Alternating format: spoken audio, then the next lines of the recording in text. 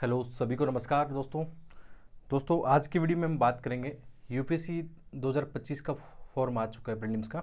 और इनमें आपको पता है कुछ चेंजेस किए गए हैं कि इसी समय सर्विस हॉबीज़ इंटरेस्ट आपके बढ़वाए जा रहे हैं। ठीक है, तो मैं इनमें डिटेल में बात करूंगा क्योंकि बहुत सारे बच्चों के मैसेज आए कि सर थोड़ा सा हमें इन चीज़ों के बारे में बता दीजिए। और एक चीज़ और है कि वैसे भी अभी आपको ये सब चीज़ें बढ़वाई जा रही है, लेकिन आगे भी शायद इसमें लिखा हुआ है कि आप चेंज कर सकते हो। बट हमें ये ध्यान रखना है कि कोशिश करो कि हम सही भरें, अभी से सही भरें इनको, है ना। ये पहली बार ऐसा हुआ है कि प्रीलिम्स के साथ ही ये सब चीज़ें भरवाई जा रही है, तो इनको केयरफुली हमें करना है। और मैंने कौन सी अपनी सर्विसेज का ऑर्डर रखा है और हॉबीज़ इंटरेस्ट उसमें क्या रखा है मैं टेलीग्राम पे शेयर कर दूंगा। टेलीग्राम जो अपना है study IAS with Dharmendra Jakhar, link check करना डिस्क्रिप्शन में, उस पर मैं अपनी जो मैंने फॉर्म भरा है इस बार जो इंटरव्यू दे रहा हूँ वो आपको शेयर कर दूंगा।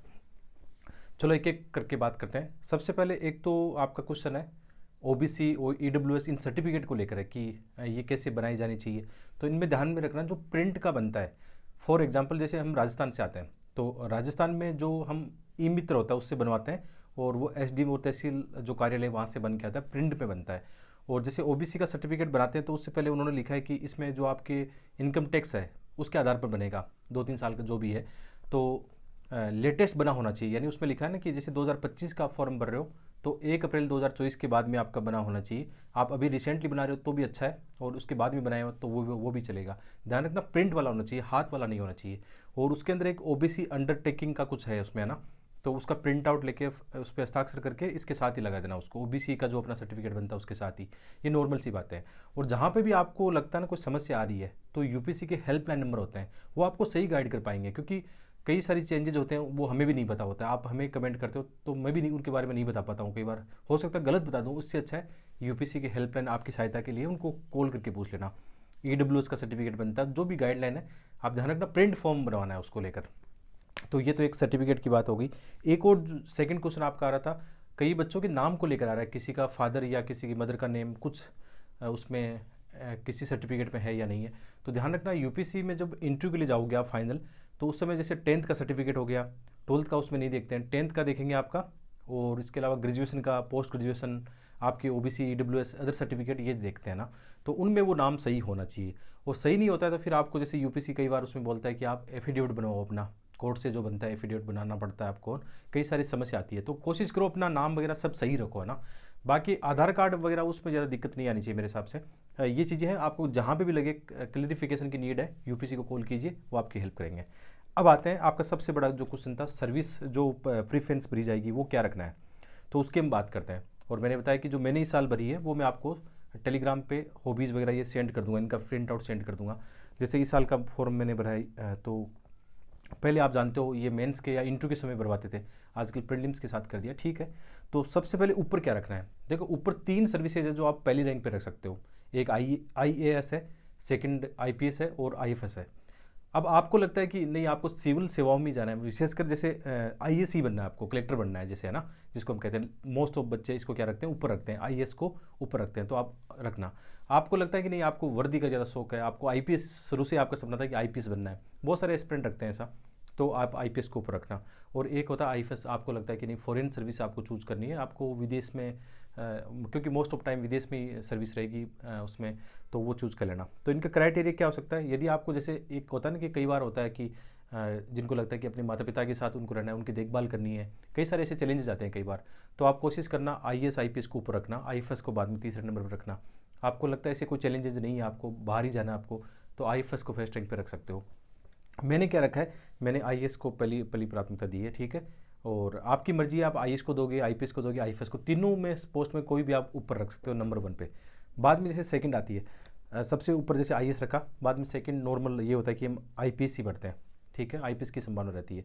और एक तीसरी मेरी सर्विस मैंने रखी है, आईएफएस को रखी है। कई बार जो बच्चे हैं जिनके साथ कलर ब्लाइंड की समस्या होती है तो उनको आईपीएस नहीं मिलेगा, जहाँ तक मुझे ध्यान में है, क्योंकि टेक्निकल सर्विस नहीं मिलेगी कलर ब्लाइंड में। बट कोई नहीं, आप अभी सर्विस में ये रख सकते हो, बाद में देखा जाएगा वो तो, है ना। बट आपको क्लियर है कि नहीं आपका कलर ब्लाइंड है, आपको नहीं मिलने वाला, तो आप उनको अपने हिसाब से एडजस्ट कर सकते हो। एक बात और इंपॉर्टेंट चेंजेस है कि हाल ही में जो आईएफएस की सर्विस है उनकी पोस्ट बढ़ी है, मतलब पहले बहुत कम आती थी 20-30, इस साल जैसे 50-55 है, आगे शायद सुनने में आ रहा है 100-150 हो जाएगी, है ना। तो उसका भी ध्यान रखना कि यदि आपको बाहर नहीं जाना है, आईएफएस नहीं चूज करना है, तो उसको नीचे रख सकते हो आप, ठीक है। तो दोबारा से मैं एक बार बताता हूँ, आपकी मर्जी है, आप ऊपर क्या रखना चाहोगे, आईएएस आईपीएस या आईएफएस, आपकी टोटली आपकी चॉइस है। ठीक है, मैंने आईएएस को पहले रखा है, आईपीएस को दूसरे पर और आईएफएस को तीसरे पर रखा है। मेरा ये मतलब मैंने ये रखा है। ठीक है, इनमें ज़्यादा दिक्कत नहीं आती, सब बच्चों को ये पता है आईएएस आईपीएस या आईएफएस को हम ऊपर रखते हैं नॉर्मली, है ना। बाकी और कोई डाउट हो तो कमेंट में आप करना, मैं जवाब दूंगा उसका। और इसके अलावा जैसे फोर्थ सर्विस कौन सी बने, फोर्थ ये अच्छी सर्विस आपकी जो जीएसटी वाली सर्विस है अपनी, आईआरएस जीएसटी जो है, मैंने भी उसको फोर्थ पे रखा है। जो कस्टम एंड इनडायरेक्ट टैक्सेज है, ये ठीक है, मतलब फोर्थ पे रखा जा सकता है, बहुत ही शानदार सर्विस है। और पाँचवें पे मैंने रखा है इंडियन रेवेन्यू जो इनकम टैक्स है। तो लगभग का मैंने देखा है, जैसे क्योंकि इस समय हम इंटरव्यू की तैयारी कर रहे हैं, पर्सनलिटी की तैयारी कर रहे हैं, तो इसमें लगभग की सर्विस का यही रहता है मतलब। ठीक है, और छठवें पे एक सर्विस बहुत शानदार सर्विस है, IAAS जो है, Indian audit and account service, ये छठवें पे आप रख सकते हो। ठीक है, इसको लेकर ज़्यादा कन्फ्यूजन मत होना, बट बहुत अच्छी सर्विस है। और उसके बाद में देखो, अब यहाँ से गेम चेंज होता है। मैंने सातवें आठवें पे रखा है दानिक्स और दानिप्स को। दानिक्स क्या है, जैसे यूटीज में विशेषकर दिल्ली, अंडमान निकोबार, इनमें जो एसडीएम बनते हैं, और दानिप्स क्या होता है, इनमें जो डीएसपी कह सकते हो आप, है ना, जैसे राजस्थान में आरपीएस बनते हैं, डीएसपी कई स्टेट में बनते हैं। तो दानिप्स मैंने इस पर रखा है, छठवें और सातवें पर रखा है। इसका मेरा रीज़न था, क्योंकि कई बार ये होता है ना कि आप ए ग्रेड सर्विस, क्योंकि ए वाली बहुत सारी सर्विसेज और भी है, रेलवे भी है और सर्विस, उससे ऊपर क्यों रखा। मेरे कई दोस्त हैं जो इन सेवाओं में काम कर रहे हैं, तो इनकी जॉब प्रोफाइल बहुत अच्छी है। मतलब इवन ये कहते हैं कि बहुत सारी जो ए ग्रेड वाली सर्विस है उनसे भी अच्छी इनकी जॉब प्रोफाइल है। वो आप पर डिपेंड करेगा कि आपको, जैसे मुझे मेरा पर्सनली है कि हाँ, जैसे मुझे आईआरएस इनकम टैक्स तो नहीं मिलता है, तो मैं छठवीं मतलब सातवीं और आठवीं पर इसको रखना प्रीफर करूँगा, दानिक्स को, क्योंकि इनका जॉब प्रोफाइल, और विशेषकर दिल्ली आप रहोगे या बहुत सारे शहरों में रहोगे आप, अंडमान निकोबार, लक्षद्वीप, यूनियन टेरिटरी और भी बहुत सारी है, उसमें आप रहोगे, तो आपके पास अच्छी अपॉर्चुनिटी अलग अलग शहरों में जॉब करने का। लेकिन दिल्ली का भी एक अपना महत्व है आगे जाके फ्यूचर के हिसाब से, जैसे बच्चों की अच्छी एजुकेशन है, मैंने इस हिसाब से भरा कि हाँ दिल्ली में रहेंगे तो कोई बुराई नहीं है। ठीक है, तो मैंने दानिक्स और दानिप्स को ऊपर रखा है। बट आपको ये लगता है कि नहीं, आपको ये नहीं रखना है, तो आप सातवें नंबर आठवें नंबर पर और सर्विस को प्रीफर कर सकते हो, उसमें आपकी इच्छा है। वो ये मैं केवल अपनी बता रहा हूँ कि मैंने किस चीज़ों को ध्यान में रख के इनको भरा था। जैसे आप ये भर सकते हो, जो इंडियन रेलवे मैनेजमेंट है, आपको यदि दानिक्स ऊपर नहीं रखना है तो सातवें नंबर पर आप रख सकते हो जो इंडियन रेलवे सर्विस है ना, मैनेजमेंट सर्विस है। पहले क्या था, जैसे इस साल हमने फॉर्म भरा था इंडियन रेलवे वाली, ये क्या है सर्विस अलग अलग नहीं थी उतनी, है ना, इस बार से इसमें वापस कर दिया है, तो इंडियन रेलवे वाली को आप सातवें नंबर पर रख सकते हो। और उसके बाद में आप रख सकते हो जो इंडियन डिफेंस की सर्विस है, दो, एक स्टेट सर्विस है और अकाउंट सर्विस है, दोनों सर्विस बहुत अच्छी है, मेरे कई दोस्त इन सर्विसेज में है। जैसे इंडियन डिफेंस स्टेट सर्विस है, उसको भी आप 8-9 पर रख सकते हो। इसमें क्या होता है, जो कैंट एरिया होते हैं आप देखते हो, वहाँ पे वो मैनेजमेंट करते हैं, विशेषकर भूमि को लेकर, इनको लेकर काफ़ी अच्छी सर्विस है। मेरे एक दोस्त है यशपाल जी, कई बार मैंने बताया आप लोगों को, वो इस सर्विस में बहुत ही शानदार सर्विस है, बहुत बेटर करियर अपॉर्चुनिटी रहती है। अकाउंट सर्विस में जैसे मनोज अपने दोस्त हैं, वो बताते हैं कि अच्छी सर्विस है, आप ये देख सकते हो। जैसे पहले एक बार आपने देखा हो रवि सियाग भी इसमें थे, अकाउंट्स वाली सर्विस में थे डिफेंस में, बाद में वो वाइस बन गए थे, तो ये सर्विस भी आप ऊपर रख सकते हो। ठीक है, तो मोटा मोटी इनमें ऊपर वाली सर्विस में ध्यान रखना। बाकी तो जैसे नीचे फिर आप आओगे, कौन सी रखोगे आप, आगे नीचे आओगे तो जैसे इंडियन कॉर्पोरेट लॉ सर्विस है, वो भी बहुत अच्छी है। फिर इसके अलावा इंडियन सिविल अकाउंट सर्विस है, उनको भी ऊपर रख सकते हो। नीचे कौन सी रखनी है, नीचे आप रखो सबसे लास्ट में, जैसे एक तो आर्म हेडक्वार्टर वाली है, फोर्स वाली, वो उसको सबसे नीचे रख सकते हो। और इसके अलावा जो पौंडीचेरी सिविल सर्विस या पौंडीचेरी पुलिस सर्विस है, उनको आप नीचे रख सकते हो, उसमें कोई दिक्कत नहीं है। ठीक है, इसके अलावा नीचे और कौन सी सर्विस रख सकते हैं, जैसे पोस्ट एंड टेलीकम्युनिकेशन है। हालांकि कोई भी सर्विस बेकार नहीं है, देखो सबके अपने अपने हिसाब से, एक इंडियन पोस्टल सर्विस है, एक पोस्ट टेलीकम्युनिकेशन है। इनको नॉर्मली जैसे अनुभव बताते हैं कि जो सीनियर है वो भी बताते हैं कि हाँ, इनसे बेटर सर्विस जो हमने ऊपर डिस्कशन की वो है। तो मोटा मोटी ऊपर वाली सर्विस में ध्यान रखना। ठीक है, बाकी कोई सर्विस बेकार नहीं, देखो सिविल सर्विस में सारी रेपुटेड सर्विस है, कोई भी सर्विस इनमें से मिलती है तो वो एक सम्मानित जॉब है हमारे लिए, तो उसमें कोई बुरी बात नहीं है। लेकिन थोड़ा सा कैलकुलेशन करते हैं तो ईमानदारी से थोड़ा सा भरना चाहिए इसको, कोई दिक्कत नहीं है ना। और बाकी मैं टेलीग्राम पे भरूंगा, जैसे अभी कई बच्चों ने भरा है, वो भी आपको सेंड करूंगा कि ये क्राइटेरिया रख सकते हो। बाकी जो मैंने भरी है ऊपर है ना, उसका भी रख लेना, ये सर्विसेज को लेकर है। बाकी मैं फिर से बोलूँगा कि इसमें आप भी अपना सोच लेना, कई बार जॉब प्रोफाइल चेक भी कर लेना कि आपके लिए क्या सूटेबल है। मेरे लिए मुझे ये लगा कि ठीक है, ये मुझे भरनी चाहिए। पहले भी जैसे फोर्थ इंटरव्यू थी, इससे पहले भी मैं लगभग सेम से ही भर रहा था। ठीक है, और कोशिश करो, मेहनत अच्छी करो कि ऊपर वाली आपको आईएएस मिल जाए, आईपीएस मिल जाए, आईएफएस मिल जाए। मेहनत करो, बस दम लगा के मेहनत करो, बाकी कोई भी सर्विस मिले वो फिर ऊपर वाले पे छोड़ दो। ठीक है, तो ये चीज़ें हैं। और इसके अलावा कमेंट हो तो आप कमेंट करके बताना, आपका कोई और कुछ सुनो ना इसको लेकर। अभी हम बात करेंगे हॉबीज़, इन पे बात करते हैं, इंटरेस्ट वाले कॉलम पे बात करते हैं, इंपॉर्टेंट चीज़ें उसमें भी ध्यान रखना है, उस पर बात करते हैं। और मैंने क्या उसमें ध्यान रखा है वो भी मैं आपको बताने वाला हूँ। एक चीज़ और है, आप अपने ऐप से जुड़ना, ऐप पर अभी एक ऑफर भी चल रहा है, जो हमारा PYQ कोर्स है, वीडियो कोर्स है, वो 6 साल का वीडियो कोर्स है, उसमें बनाए हमने 2-3 टीचर उसमें।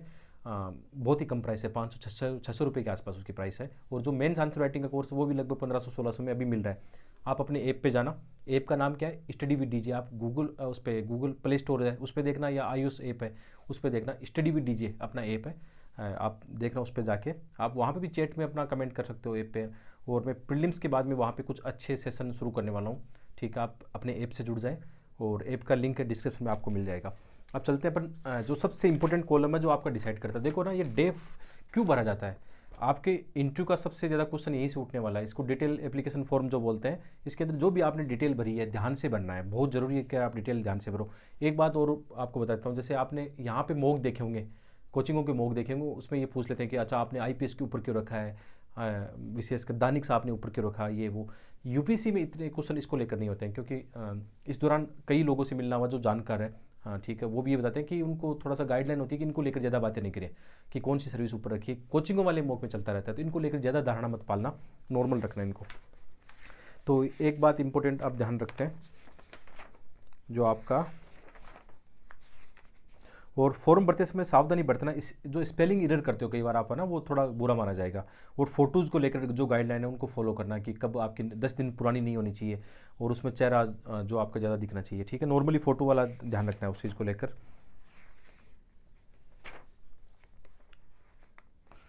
ठीक है, अब बात करते हैं, 4 कॉलम बहुत इंपॉर्टेंट है, वेरी वेरी मोस्ट। 4 कॉलम कौन से आपके सामने आए होंगे। एक तो है प्राइज, मेडल और स्कॉलरशिप का, सेकंड है स्पोर्ट्स NCC, थर्ड है पोजीशन, डिस्टिंक्शन, लीडरशिप वाला हो गया स्कूल कॉलेज में, एक है आपकी एक्टिविटीज़ मतलब इंटरेस्ट एंड हॉबीज। इनको ध्यान से भरना है। ध्यान से क्यों भरना है, कई बार क्या होता है इंटरव्यू का 50% आपके क्वेश्चन यहीं से आते हैं, बहुत ज़रूरी है, इसको थोड़ा सोच समझ के भरो, अपनी प्रोफाइल के हिसाब से भरो। फॉर एग्जांपल, जैसे प्राइज, मेडल, स्कॉलरशिप में कई बच्चे, विशेषकर हिंदी मीडियम के बच्चे होते हैं, उनके पास ऐसे सर्टिफिकेट नहीं होते हैं। इंग्लिश मीडियम वाले बहुत स्मार्ट होते हैं, क्योंकि उन्होंने कॉलेज के स्तर पर या बहुत कुछ किया होता है। आजकल हिंदी मीडियम के बच्चे भी स्मार्ट हैं। तो आपके पास कुछ भी हो, जैसे मैंने इसमें क्या भरा है कि जैसे मेरे 12th क्लास में मेरिट आई हुई थी ना राजस्थान बोर्ड में, तो मैंने वो रखा कि वहाँ पे मेरी एक स्कूल टॉपर भी था, और उसमें राजस्थान में रैंक थी। तो इनको भरना कैसे, नंबरिंग लगा के भरना है, नंबर 1, नंबर 2, नंबर 3, ऐसे नहीं भरना भरने के लिए। और ध्यान रखना वही भरना है, एकदम टू दी पॉइंट। मैं बताऊंगा कैसे भरना है। तो इसमें कैसे भरा है मैंने कि medal of destruction in class 1 secure first rank in school, है ना, ऐसे भरा है। और जैसे एक बार मैंने भी यूनिवर्सिटी लेवल पे क्विज कंपटीशन में पार्टिसिपेट किया था, वो लिखा, जो लिखा कि कौन सी रैंक आई उसमें, वो भर दिया। सेकंड वाले पे जैसे स्पोर्ट्स वाले में, तो स्पोर्ट्स वाले में आपने NCC किया है तो वो भर सकते हो, या आपने कोई किसी भी गेम में आपने स्कूल कॉलेज लेवल पे पार्टिसिपेट किया है तो वो इसमें भरना है। जैसे मैंने क्या लिखा है इसमें कि played cricket at school level 2003 और 2007 के बीच में, कि स्कूल लेवल पर मैंने क्रिकेट खेला है, उसमें पार्टिसिपेट किया है स्कूल लेवल पे, वो लिख दिया। आगे जो लीडरशिप वाला में मैंने लिखा है कि हाँ captain of class cricket team, school में जब क्रिकेट खेलता मेरी क्लास टीम का कैप्टन में था, कब था, 8वीं से 12वीं क्लास के बीच में। सन भी लिख सकते हो, एकदम टू दी पॉइंट भरना है। और हॉबीज़ वाले में जैसे मैंने भरा है कि एक भरा है मैंने पहले नंबर पर यूट्यूब कंटेंट क्रिएशन, क्योंकि मैं यूट्यूब पे कंटेंट क्रिएशन करता हूँ, या मुझे यहाँ और अच्छा वर्ड लिखना चाहिए था कि यूट्यूब मतलब UPSC एस्पिरेंट को मेंटरिंग करता हूँ, उनको मेंटरशिप प्रोवाइड कराता हूँ, ऐसा भी लिख सकते हैं। लेकिन मैंने ये भी लिखा यूट्यूब कंटेंट क्रिएशन लिखा है इसमें।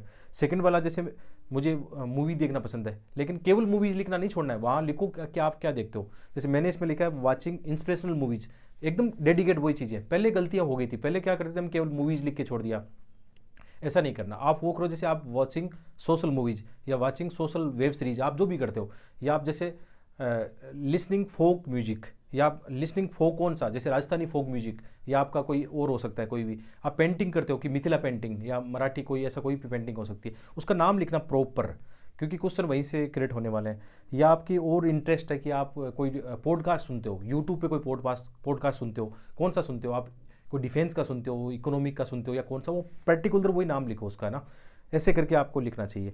और मोस्ट ऑफ कॉलम कोशिश करो भरने की कोशिश करो। मुझे लगता है इनमें बाद में भी आपको उसमें लिखा है, कई कह रहे हैं कि इसको एडिट कर सकते हो आगे जाके, लेकिन अभी जो भरो मोटा मोटी ये देख के भरना। और जो मैंने भरा है कैसे भरा है कि नंबरिंग कैसे देना है इनको, वो मैं आपको टेलीग्राम पे मेरा वाला शेयर कर दूंगा। लेकिन ध्यान रखना आप सोच समझ के भरोगे तो आपको आइडिया लग जाएगा। इसके अलावा जैसे हॉबीज़ वाला कॉलम है, खाली नहीं छोड़ना चाहिए, और बहुत ज़्यादा भी नहीं लिखना है। हॉबीज़ 2 हॉबीज़ काफ़ी है, ठीक है। जैसे अभी साल भर बाद में आप इंटरव्यू दोगे, अभी प्री का फॉर्म है, तो आप ऐसी हॉबी डेवलप भी कर सकते हो, लेकिन ईमानदारी से भरना है। आप यदि 1 साल में ऐसी हॉबी डेवलप कर सकते हो, जैसे रीडिंग, कोई नोवेल, कौन सा नोवेल आप पसंद करते हो, आप फिक्सन वाला करते हो या कोई जासूसी वाला करते हो, वो जो भी आप पढ़ते हो, या आपको कोई हिंदी नोवेल पढ़ना पसंद है या कोई मूवीज़ देखना, कोशिश करना ईमानदारी दिखानी है, कहीं भी झूठ नहीं लिखना है, इसमें ईमानदारी से बनना है, ठीक है। आप बाकी और कमेंट करना आप इसमें। और मैंने बता दिया कि जो चीज़ कर रहे हैं ना उसको पर्टिकुलर वो नाम से भरना है, क्योंकि यहाँ से क्या होगा, कीवर्ड आपके बहुत इंपॉर्टेंट होते हैं, क्योंकि इंटरव्यू में क्या होंगे, क्वेश्चन यहीं से जनरेट होंगे, इसका ध्यान रखना। कई बार आप पेंटिंग करते हो, कुकिंग करते हो, कौन सी कुकिंग करते हो उसका नाम लिखना, प्रॉपर वही करना जो आप, मतलब आप समझ गए इस बात को ना, तो ये ध्यान रखना। बाकी तो इसमें और कुछ खास है नहीं है ना। और जो कैडर वगैरह वो तो बाद में भरवाएंगे आपसे, अभी तो कुछ भरवा नहीं रहे, वो तो बाद में बता देंगे इनको वीडियो लेकर, है ना। सर्विस वाला हो गया और डॉक्यूमेंट वाला हो गया, जो भी आप डॉक्यूमेंट वगैरह भर रहे हो सही से भरना उसमें, है ना। क्योंकि कई बार क्या होता है, कई पुराने सर्टिफिकेट लगा देते हो, कई बच्चों को ये नहीं पता होता कि यूपीसी में जैसे ईडब्ल्यूएस या ओबीसी में सेंटर का आपका लगता है, एक स्टेट का अलग होता है सेंटर का। और कई बच्चे इस चीज़ को लेकर कन्फ्यूजन में रहते हैं कि सेंटर का कहाँ बनता है, वो वहीं बनता है अपने एसडीएम कार्यालय या तहसीलदार कार्यालय में, वहीं बनता है, दोनों डॉक्यूमेंट एक साथ ही बनते हैं, स्टेट का और सेंटर का ना, तो उसको भी ध्यान रखना है। नया बनवाना है, सेंट्रल का भरना है, याद रखना इस बात को। उस पर लिखा होता है साफ, ऊपर लिखा होता है कि ये सर्टिफिकेट सेंट्रल जो एग्ज़ाम है उनके लिए बनाया जा रहा है, साफ साफ लिखा होता है। तो ये चीज़ इंपॉर्टेंट है। और इसके अलावा और कुछ हो तो आप कमेंट करना। इसके अलावा अपनी जो बुक्स है प्रीलिम्स की, जो PYQ सोल्व पेपर बुक है, हिंदी इंग्लिश में अब मार्केट में आ गई है। आप जहाँ भी रहते हो, लखनऊ, इलाहाबाद, आप जयपुर, दिल्ली, सब जगह अपनी किताबें ऑफलाइन में मिल रही है। इसके अलावा जैसे अभी आप UPPCS की तैयारी करें तो एथिक्स और ऐसे वाली बुक भी आपको हर जगह मिल जाएगी। BPSC जो एग्जाम है उसमें ऐसे की बुक अपनी मार्केट में अच्छी धूम मचा रही है, उसको आप देखना। जितनी भी किताबें हैं ना, आप ऑफलाइन में मिल रही है, ऑनलाइन का भी लिंक डिस्क्रिप्शन में लगा दूंगा मैं। तो किताबों को लेकर हमने अच्छा काम कर दिया है। बाकी अब देखो, मेरा इंटरव्यू है 10 फरवरी को है, मेरे पास भी ज़्यादा दिन नहीं, कई बच्चे कमेंट कर रहे हैं इस समय। देखो यार, इंटरव्यू के लिए भी अच्छा प्रिपेयर होना पड़ता है, यहाँ पे कितना कंपटीशन बहुत ज़्यादा होता है, तो हर एक दिन आपको सुधार करना पड़ता है, अपनी पर्सनैलिटी में सुधार करना पड़ता है। इस समय मैंने इतना मेंस में नहीं पढ़ा जितना इन दिनों में पढ़ पा रहा हूँ, मतलब पढ़ना पड़ता है यार, क्योंकि इंटरव्यू में 2-3 बातें इंपॉर्टेंट होती है। आपका knowledge, skill and aptitude check करते हैं वो, तो नॉलेज नहीं होगा तो एप्टीट्यूड कैसे आएगा, या नॉलेज नहीं होगा तो अपनी बात को कैसे ढंग से रख पाएंगे, ना। तो नॉलेज भी बहुत ज़रूरी है। हालांकि इसमें लिखते हैं कि आपका नॉलेज का टेस्ट प्री और मेंस में हो गया, बट इंटरव्यू में जब आपसे वो बात करेंगे तो किस मुद्दों पे बात करेंगे, आप ढंग से अपने मुद्दों को रख नहीं पाओगे तो फिर उतना अच्छा नहीं माना जाएगा। ये आपका एक कम्युनिकेशन स्किल भी चेक होता है कि आप बिना डर के अपनी बात रख पा रहे हो ना, अपनी ओपिनियन रख पा रहे हो, आपके पास जो भी आप बोल रहे हो उसके पक्ष में आपके पास डाटा है, विथ लॉजिकल वे में आप बात कर रहे हो, तो ये बहुत मायने रखता है। और मैं हमेशा आपको इसलिए चैनल पे हमेशा बोलता हूँ कि यूपीसी की तैयारी प्री मेंस इंटरव्यू के साथ साथ होती है, अलग से नहीं होती है। आपको ये लगता है कि मैं तो इंटरव्यू के समय जाके अपनी पर्सनैलिटी में बदलाव कर लूँगा, वो कर लूँगा, ऐसा नहीं होता है।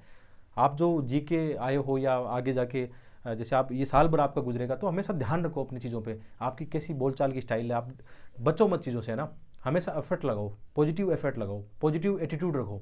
और जब भी बात करो ना, तर्क के साथ बात करो, ऐसे हंसी मजाक में चीज़ों को मत उड़ाओ, ये बहुत मायने रखता है आपकी व्यक्तित्व के लिए, इस बात को ध्यान रखना, ठीक है।